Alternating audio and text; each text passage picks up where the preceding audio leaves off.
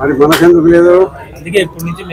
జాగ్రత్తగా బతుకుతామని వాళ్ళకు దోచిపెట్టేదానికి మీరెందుకు ఆమె కష్టపడుతున్నారు? అబద్ధాలు చెప్తున్నారు, అబద్ధాలు చెప్తున్నారు, లేనేటని పెడుతున్నారు. నా దృష్టికి తేవాల్సిన పనిలే.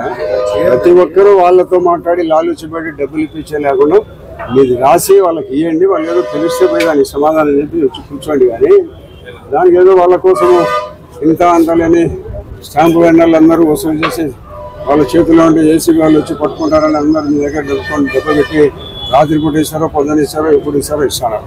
ఎప్పుడు ఇచ్చారు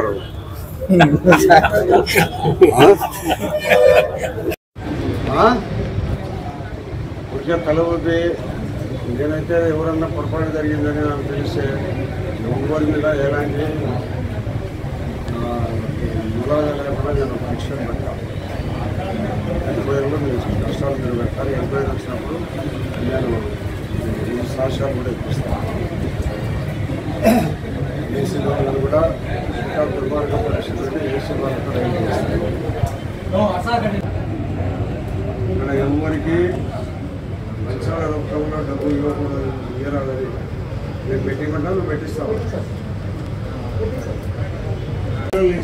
దేశానికి సేవ చేస్తానని మీరేం చేస్తానని రేపటి నుంచి నాకు ఒక మనిషిని పెడతాడు. మీకు తెలియకుండా మీరు ఏం చేసేది తెలుస్తాను. నీకు వయసు వచ్చింది, ఏమేముండవు, చచ్చిపోతావు నువ్వు కూడా. ఎప్పుడైనా పోయేదానికి ఎందుకు డబ్బు నీకు? మళ్ళా చెప్పు అబద్ధాలు చెప్పాలి.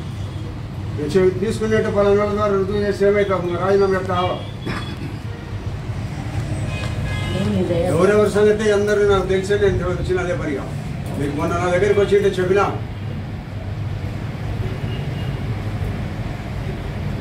ఏం జాగిరి ఇది? మీ నాయన మీ అబ్బగారు చంపించే జాగిరి అనుకుంటున్నావా? దోపిడీ ఎంత దొరికితే అంత ఇంత అని కాదు. ఏమో మీ అబ్బగారు సొమ్ము షేలకు గుర్తు తీసుకున్నట్టు తీసుకుంటున్నారు, ఇంటికి బాడిగా తీసుకున్నట్టు తీసుకుంటున్నారు.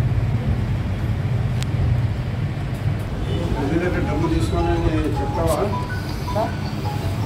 డబ్బు తీసుకోకుండా పని చేస్తానని చెప్తావా? దేవుడి మీద పెట్టి చెప్పు.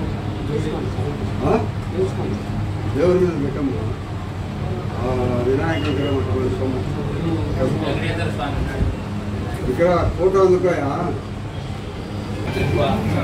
నుంచి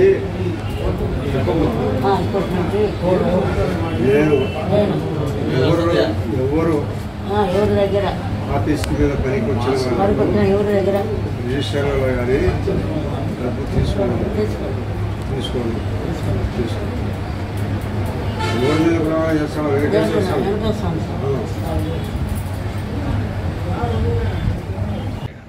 మీకు మీ డిపార్ట్మెంట్ ఎట్లున్నారంటే ప్రభుత్వానికి పోస్టింగ్ ఇస్తే మీరు సొంత ఊరు ఎవరమ్మా?